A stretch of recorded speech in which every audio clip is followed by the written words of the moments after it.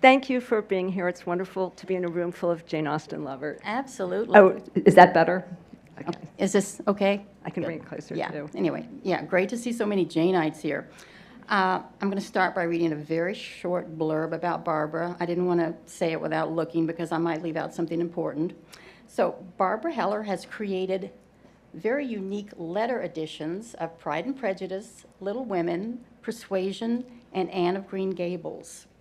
Her career in film and television encompasses finding furnishings for the TV shows Poker Face, Blue Bloods, and The Americans.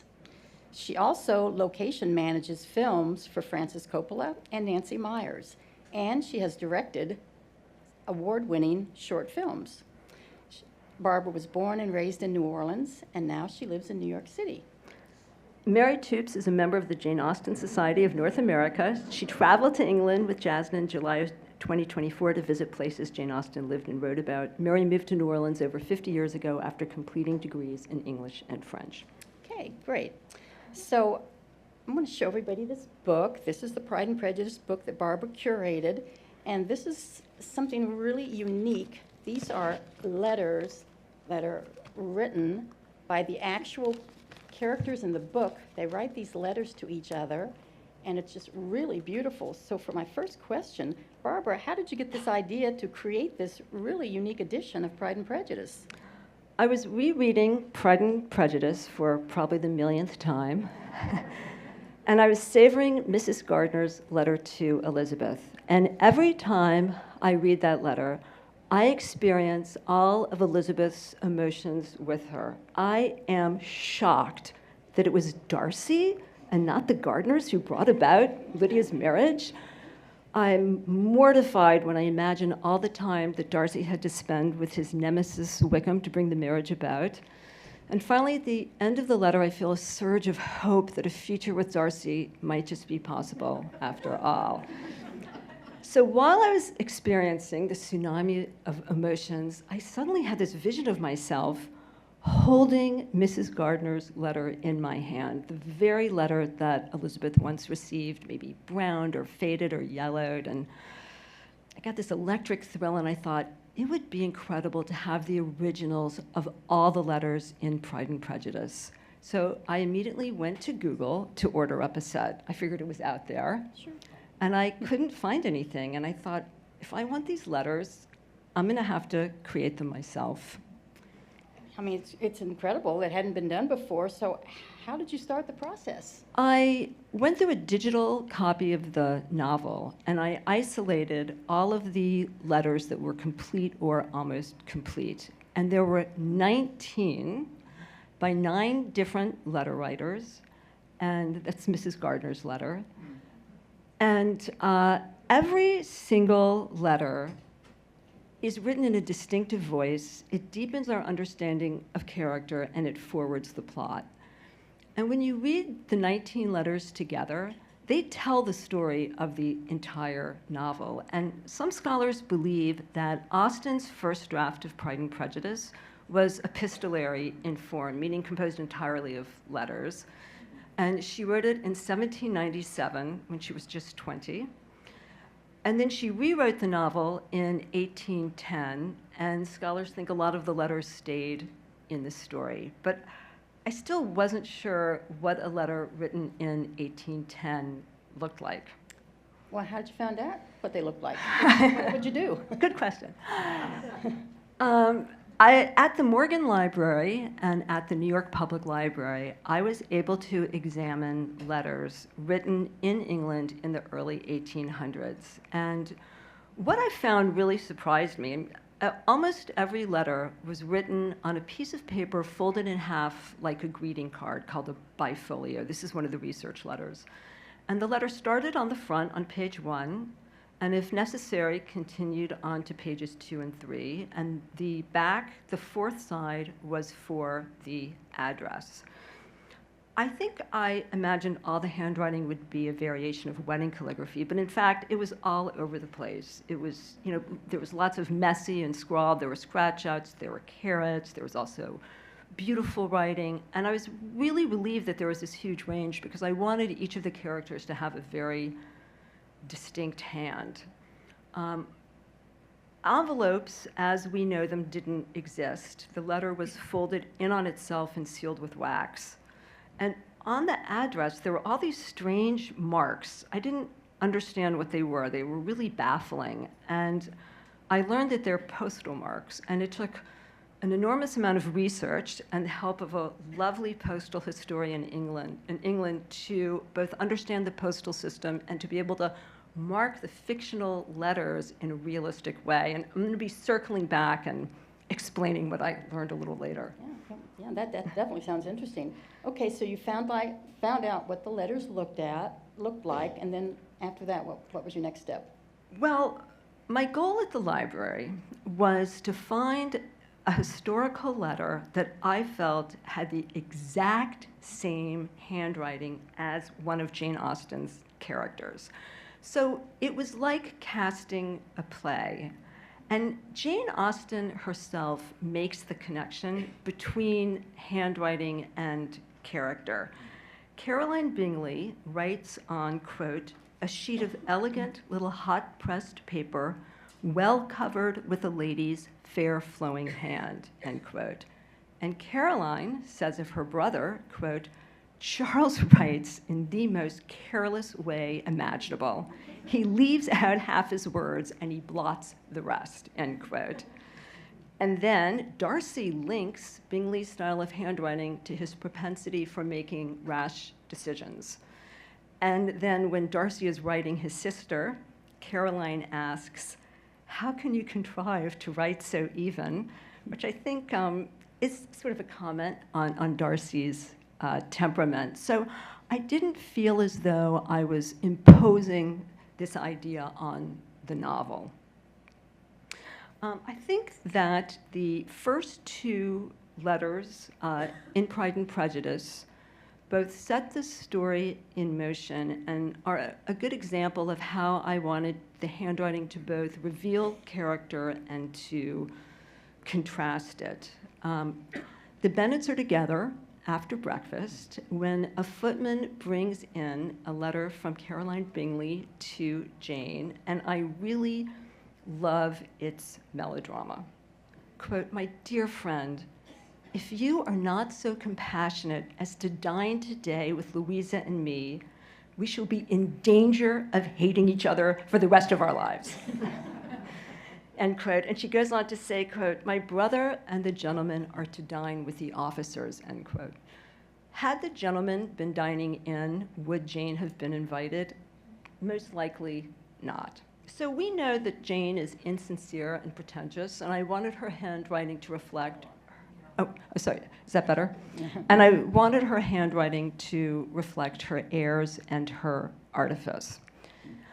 In response to this invitation, Mrs. Bennet insists that Jane travel to Netherfield on horseback because it's going to rain, and then she'll have to spend the night, and that way she'll get a chance to see Bingley. So the ruse works, and the next morning, the Bennets are together again after breakfast, and the footman comes in with a letter, and this time it is from Jane. And but instead of being melodramatic, it's, self-effacing. Quote, I find myself very unwell this morning, which I suppose is to be imputed to my getting wet through yesterday. My kind friends will not hear of my returning home till I'm better. They insist on my seeing the apothecary. Don't be alarmed. Excepting a sore throat, there's not much the matter with me, end quote. So I wanted Jane's handwriting to reflect her sweet nature. And Elizabeth, knowing her sister, understands that she's downplaying the situation and sets off through the mud to visit Jane at Netherfield.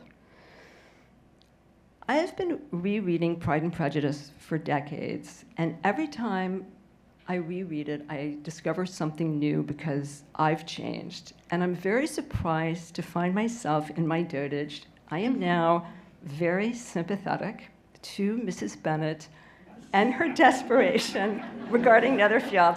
Okay, hear me out. She has 5 daughters with very meager dowries at a time when marriage was extremely transactional. And there's not one mention of an eligible gentleman already settled in the neighborhood.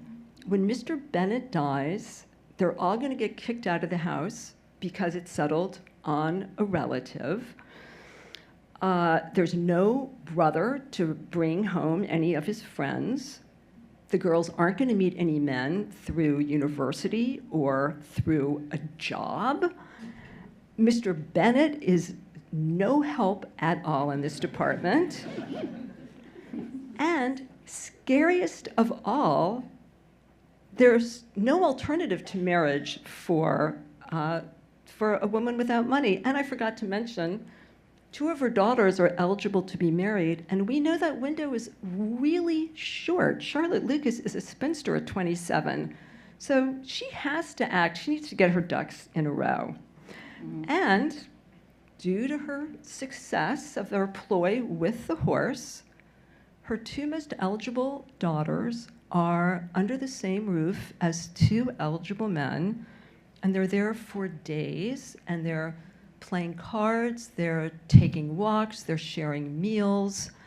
The young people, okay, Jane is sick in bed, but the young people are together without the formality of a ball or a dinner, and without the older generation present to comment or to interfere or to embarrass. I mean, it's got to be easier for Darcy to picture himself with Elizabeth when she's separated from her very embarrassing family. And Sure. I think that this is masterful plotting by Mrs. Bennet. And even if she couldn't foresee it all, and of course it's masterful plotting by Jane Austen. And I believe it really highlights how Jane Austen's novels differed from those of her contemporaries. Many of her fellow writers' books relied on very melodramatic plots. There were secret identities, there were kidnappings, they took place in exotic locations. Jane Austen's novels are comprised of everyday events, and her heroines, unlike these other heroines were, paragons of saintly behavior who didn't change from the first page to the last, her heroines, are flawed, and through conflict and reflection, they grow and they change. No, So, totally, yeah. I mean, really, the people, her contemporaries, nobody's heard of anymore. And we still read Jane Austen. She hasn't been out of print since, for 200 years. So her novels really were unique. Okay, I want to go back. You were at the library. You were looking for handwriting references. Okay, what did you find? well, so I spent a lot of time contemplating what is it about handwriting that reveals character and personality. So Jane Bennet is sweet and sincere, and I thought, well, she could have copybook perfect handwriting, but I wanted something that had a little more individuality. And I was really happy when I found this note from 1812. It's written on a really small sheet of paper, and that became the reference for Jane. And it's actually a thank you note, which felt appropriate. And then this was the reference for Caroline. It's a lot of curlicues and flourishes. And the same calligrapher, Chevalier-Suisse, wrote both characters. So were all the letters written by calligraphers? Yes, I found wonderful calligraphers through the New York Society of Scribes. And I did not at all understand the enormity of what I was asking. I thought, these are professional writers. I can give them a photograph of my reference letter, and then they can write in that style. And it turns out that it is really hard to write in handwriting that is not your own and to do so fluently. And the calligraphers all really devoted themselves to mastering the handwriting of the character they were assigned. And then they also had to break a lot of hard-won habits. Calligraphers dip their pens often in order to keep the ink a consistent color. But in the research letters, I noticed a lot of writers would write until the ink became very faint before dipping their pen again. So that was a tough one. And then a lot of calligraphers write in very straight, even lines. And even when the research letters looked like the lines were even, they really weren't. And for some of the calligraphers, it was so hard to deliberately make a mistake that I put mistakes into the text of the letter that they were copying to make sure that they wouldn't be too perfect. I think that this is an example of the calligraphers also worked to incorporate the characters' emotions specific to each letter into their writing. And so this is an example of that. Jane is writing to tell Elizabeth that Lydia has eloped. And she even writes in the letter, "I'm afraid you will not be able to make it out. I hardly know what I have written," end quote. And because Jane is just she's very agitated, she's very emotional, it's all just happened. And critical to the plot, Jane writes the address illegibly, and the letter is missent, and so it arrives late. And I just think that's such a clever use of handwriting to service the story. So what about Elizabeth Bennet's handwriting? Yeah, that was a really tough one because what is it about handwriting that communicates intelligence and humor? And I was at the Morgan Library, which holds the largest collection of letters written by Jane Austen herself. And I was looking at a lot of historical letters, trying to feel Elizabeth Bennet in them, and thinking, God, it's sort of amazing to be in the same building as Jane Austen's letters, when it dawned on me that, of course, Elizabeth Bennet should have Jane Austen's handwriting. Perfect. So the calligrapher, Anna Pinto, she printed some of Austen's letters off of the computer and put tracing paper over them and really copied the writing until she felt she'd mastered it. So this is Jane Austen, and then this is Elizabeth Bennet. Wow. So now Lydia, she was harder because she was only 16 when she eloped. Yeah, which is sort of... So Lydia's letter gave me an opportunity. I really wanted to add some color because every letter is on cream or brown or tan paper with brown or black ink. And women's magazines at the time came unbound. And they had articles on politics, on culture, they had play reviews and short stories. And they also had fashion plates, and women would save the ones that they liked to bring to the milliner or the dressmaker to be copied. So I thought Lydia could write on the back of a couple of pages that her friend was saving. But for Lydia's handwriting, libraries, collectors value the correspondence of the famous and the notable. So it's royalty and statesmen and composers and artists. I could not find any letters written by teenage girls. So her letter is really an amalgamation of different things. But I did think it was really interesting to note the letter book I did after this was Little Women. And it takes place just 50 years later, but during the American Civil War. And because that was the first time that many young men were away from home, letter writing was a huge morale booster. And every member of the family wrote, and across all socioeconomic classes. And those letters were saved, and they're archived in libraries and universities, including this one, I mean, all over the country. So for the March girls, children through teenagers, there was a whole lot of reference for me to pull from. That's interesting. Yeah. Okay, so what about Mr. Darcy's letter to Elizabeth? Now, that is the most important letter in the book. Tell us about that. Yes, so Darcy's letter really is the centerpiece of the novel. And so to recap, Darcy writes his letter to refute two accusations Elizabeth makes when refusing his proposal. One, that Darcy ruined the happiness of Jane and Bingley by separating them, and 2, that he blighted Wickham's career prospects.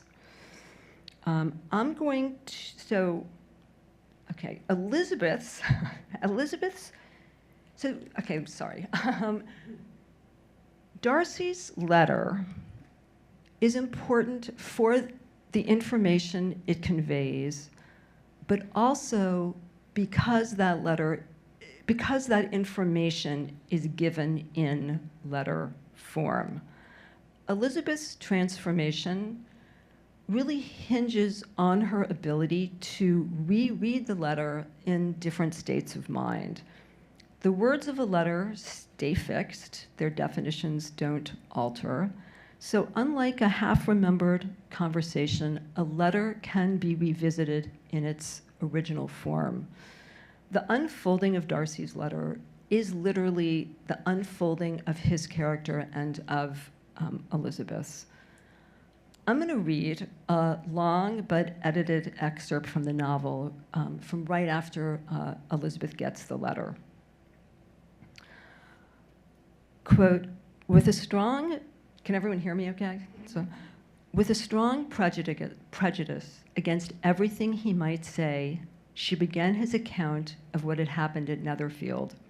She read with an eagerness which hardly left her power of comprehension, and from impatience of knowing what the next sentence might bring, was incapable of attending to the sense of the one before her eyes. His belief of her sister's insensibility she instantly resolved to be false. He expressed no regret for what he had done which satisfied her. His style was not penitent but haughty. It was all pride and insolence. But when this subject was succeeded by his account of Mr. Wickham, when she read with somewhat clearer attention a relation of events which, if true, must overthrow every cherished opinion of his worth, her feelings were yet more acutely painful. Astonishment, apprehension, and even horror oppressed her. And when she had gone through the whole letter, though scarcely knowing anything of the last page or two, put it hastily away, protesting that she would not regard it, that she would never look in it again, end quote. But of course, she does read it again, and, quote, widely different was the effect of a second perusal, end quote. Elizabeth continues to reread the letter, and each time she does, her perceptions deepen and become more, each time she does, her perceptions become more acute and her understanding deepens. She then brings this new knowledge to bear on her next reading until she experiences the epiphany that lays her flaws before her. Quote, how despicably have I acted, I who have prided myself on my discernment. Till this moment, I never knew myself. Once Elizabeth sees herself clearly, her vision of Darcy expands. Quote, Mr. Darcy's letter, she was in a fair way of soon knowing by heart. She studied every sentence, and her feelings towards its writer were at times widely different, quote. The letter has become a proxy for the man.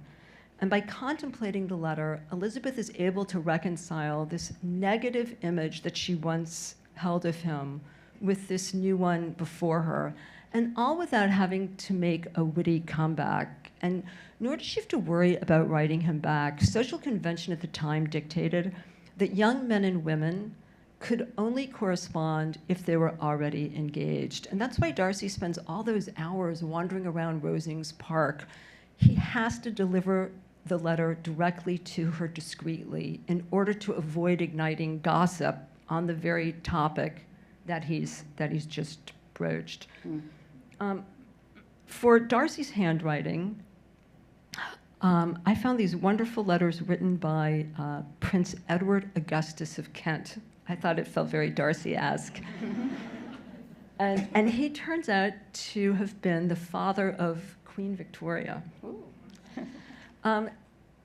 Scholars believe that Austen wrote 3,000 1,000 letters in her lifetime. Wow. Sadly, only 161 are known to survive, but they also imagine that she probably received 2,000 letters. And I do wonder if her understanding of how much your mood affects your initial reaction to a letter could have been based on her own experience. Okay, now you mentioned earlier about the envelopes and the postal marks. You said you're going to tell us more about that? Yes. Okay. Now's the time. Yeah, okay. So I always imagined Elizabeth enduring weeks of agonizing suspense as she waited to find out why Darcy was at Lydia's wedding, when in fact, between writing her aunt to ask and receiving the response, it would have been just 4 to 5 days.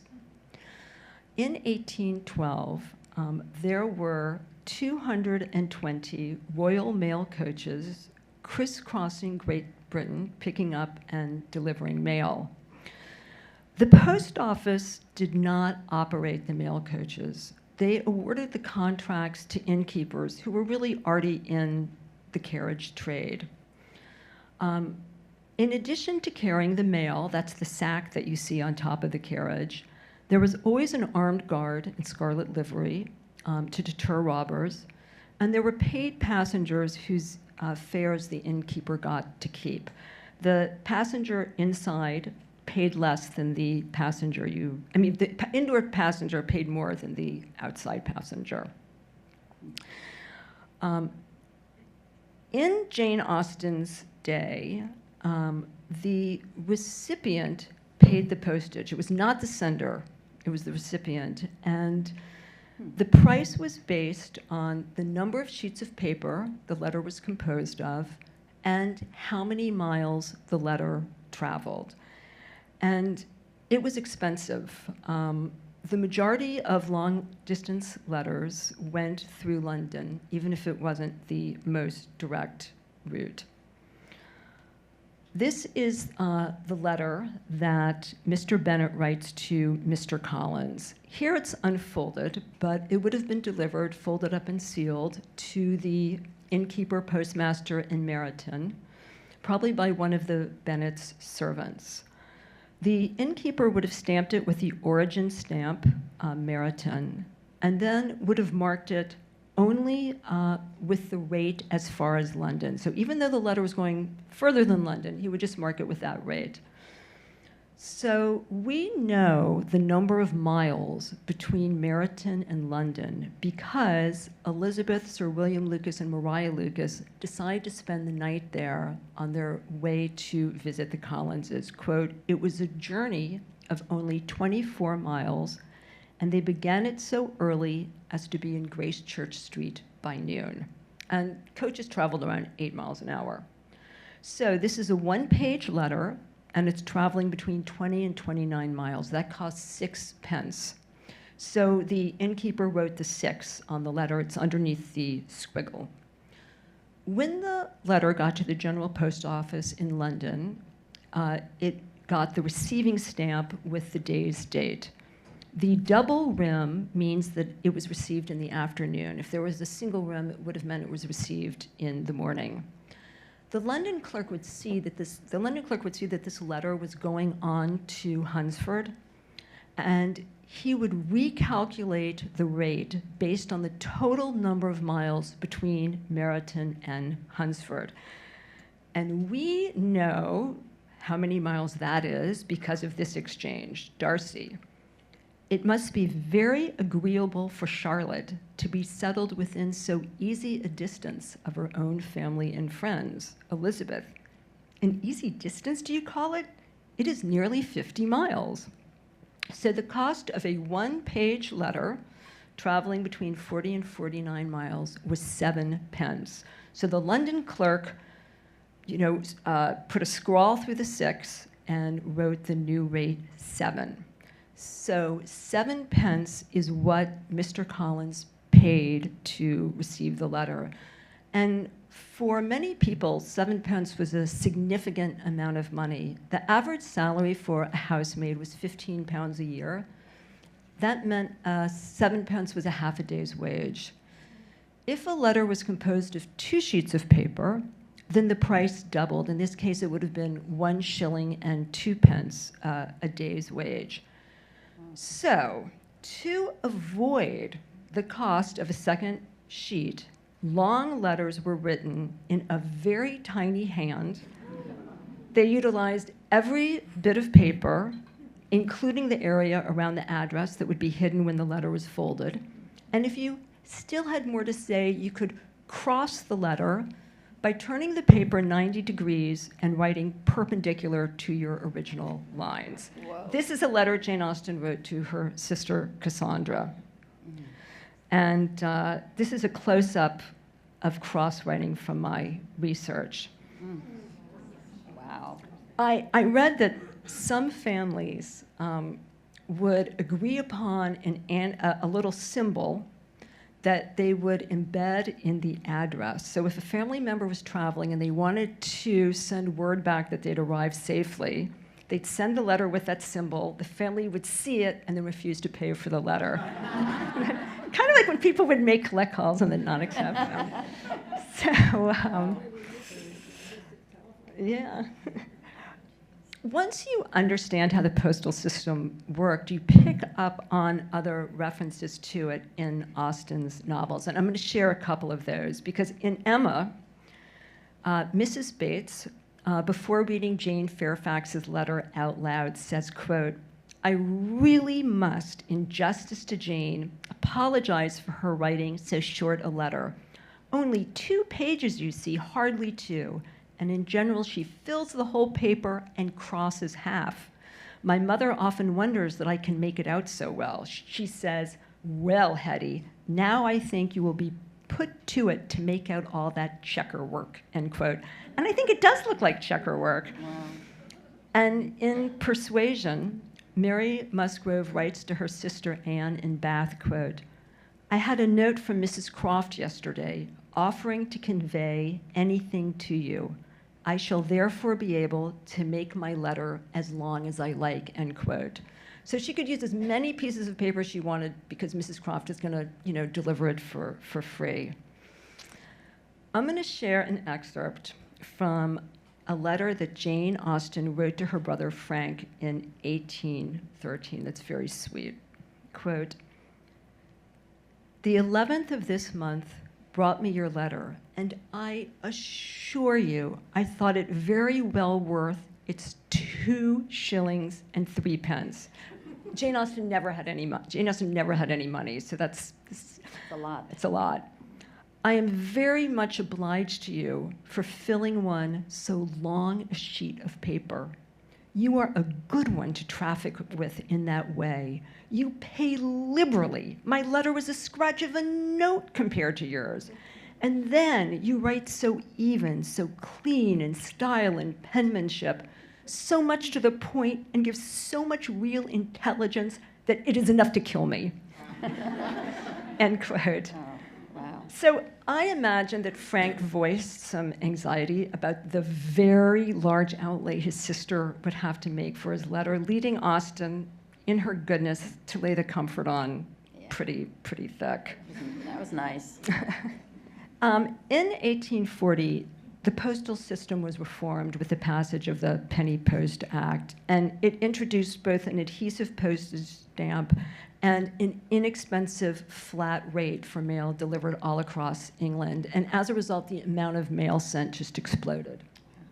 Wow, you really did a deep dive into the postal system. That was very interesting, thanks.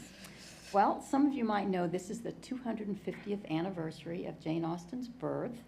So, in honor of that, Chronicle Books is putting together a deluxe edition of Pride and Prejudice, and it has some special features other than the regular letters that were in the first volume. So, could you tell us a little bit about the new features in this deluxe edition? Yeah, I added several pieces of ephemera since I had done all of the letters, and I thought I would share 2 of those. I wanted to do something related to Pemberley that would include an image of the house, and I had to figure out what that could be that would be historically accurate. And I thought I would sort of share my process on that. Elizabeth first sees Pemberley when she's touring grand country houses with the Gardners. Touring grand country houses had become popular starting in the 1750s because roads had improved, and that made travel easier, and the houses were being written about, and their fabulous antiquities, the architecture, the grounds that had Grecian temples and water features. By the time Pride and Prejudice is written, it's such a common holiday that when Mrs. Gardner suggests that such a common, I guess, pastime, that when Mrs. Gardner suggests that they add on a tour of Pemberley and Elizabeth is desperate to derail it, she, quote, owns that she was tired of great houses after going over so many, end quote. There was no financial gain for the home's owner. No admission fee was charged, but Mr. Gardner would have been expected to tip Mrs. Reynolds, the housekeeper who leads them through the house, and also the groundskeeper who takes them through the park. Mrs. Reynolds does not seem the least bit surprised that 3 total strangers have shown up at the door and asked to see the interior. And in fact, she shares the dimensions of the rooms, the prices of the cost of the furniture. So we know that this is not an uncommon occurrence. So what's the incentive then for the homeowner, the wealthy landowner? Why would he? Yeah, so why did these lords of the manor open up their homes in this way? The historian Jocelyn Anderson thinks that because these houses were seen as representing the English national character, and that the established character of the owner was to be polite, and that by letting people in, the house was further talked about, it was further written about, and that increased the prestige of the estate and of the family. And of course, people still tour these houses today, but it's not for free. Reputation was important, yeah.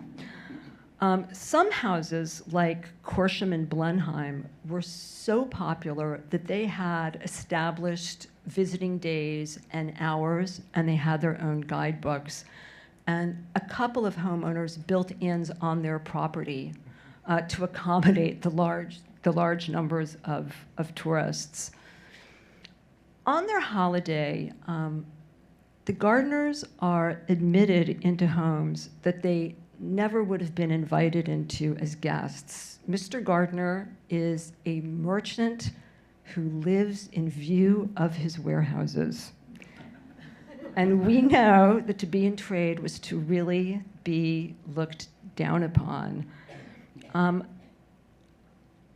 His status or lack of status really gives Darcy's invitations when he runs into the Gardners and Elizabeth on the property to please come back and fish, to come inside to drink tea, real emotional heft and power. They're a real sign that Darcy has indeed changed.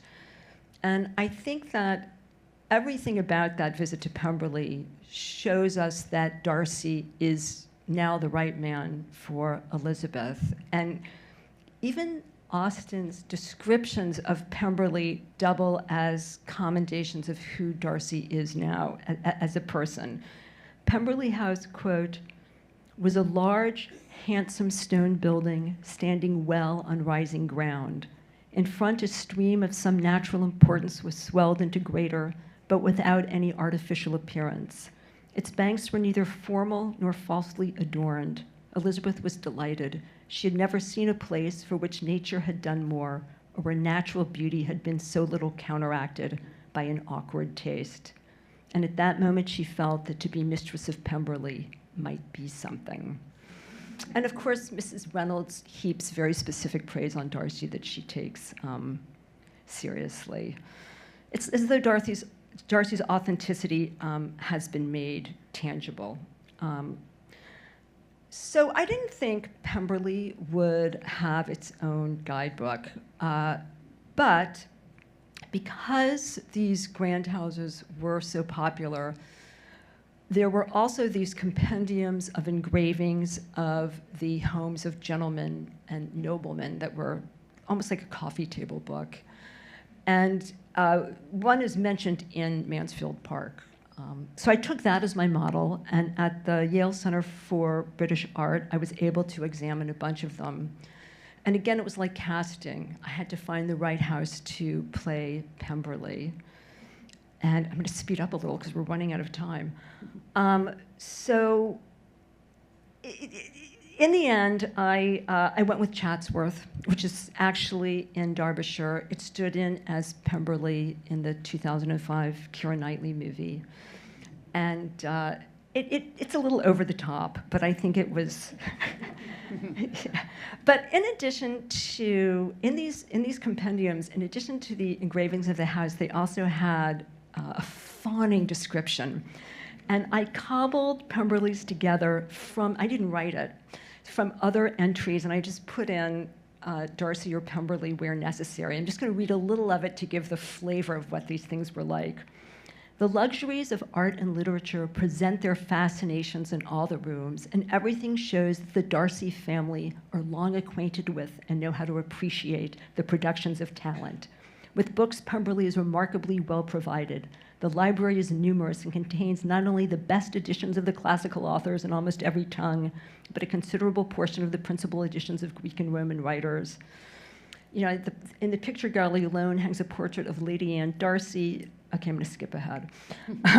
We consider Pemberley as one of those seats which do honor to the kingdom, and which in possession of our commoners is a proud characteristic of England. And I loved how patronizing that line was. But also, it does seem odd that a house of Pemberley's size is not in the hands of someone titled. So that was a... Yeah, Darcy was not a nobleman. No, you know. So, okay, I hope we have time for another piece. Yes, if we go over by a couple of minutes, I'm hoping it doesn't matter since we're the last people in this room. The second piece that I really wanted to create was the Darcy's marriage license. I'd always been curious about it because of Mrs. Bennet's reaction when Elizabeth tells her that she's engaged. Quote, "My dearest child, 10,000 a year, and very likely more. 'Tis as good as a lord. And a special license. You must and shall be married by a special license," end quote. Mrs. Bennet is so adamant about that special license, I was certain they were married by special license. So I did a little research, and I learned there were 3 kinds of marriage license available, and the special license was the most prestigious, the most expensive. It was issued by the Archbishop of Canterbury.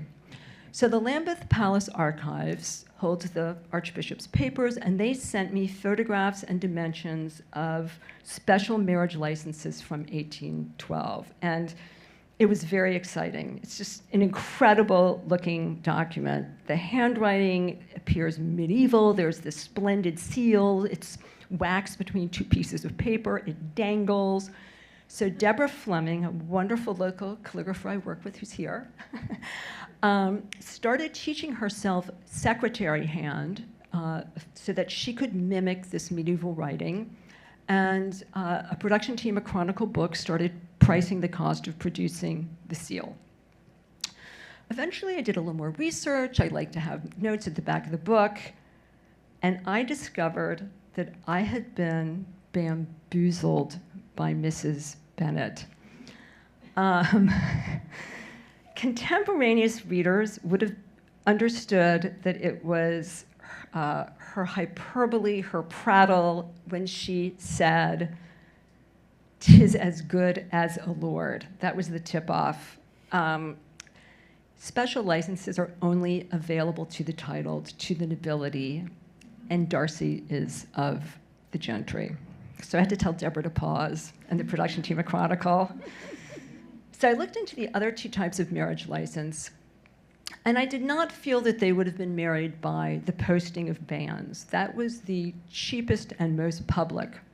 And to meet that requirement, the clergyman in the parish church of both the bride and the groom would read an announcement on 3 consecutive Sundays of the couple's intention to marry. Those were the banns. And if after those 3 Sundays no one objected at either church, the couple could marry. So that definitely felt too public. I feel confident that they were married by common license. This could be obtained more privately from the clergyman. You could get married right away. It cost more than the banns, but less than the special license.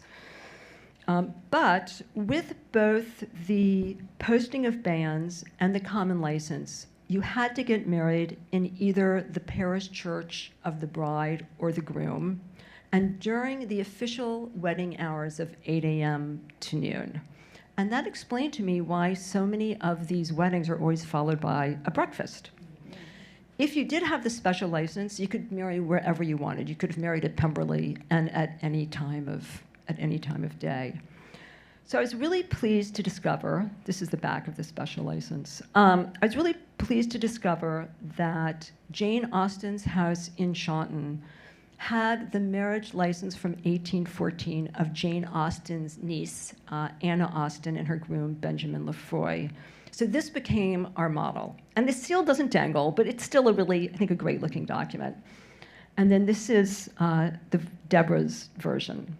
And I think she did a great job. Debbie. Yeah, it's hard to see the seal, but it's there. And this is a close-up of Benjamin Lefroy and Anna Austen. And this is a close-up of ours. Yeah, she did a beautiful, beautiful job. And then when it's all folded up, that's what's on the back. And look at that, 0, 0, 0. So maybe Perfect. that's a good place to end is with the Darcys.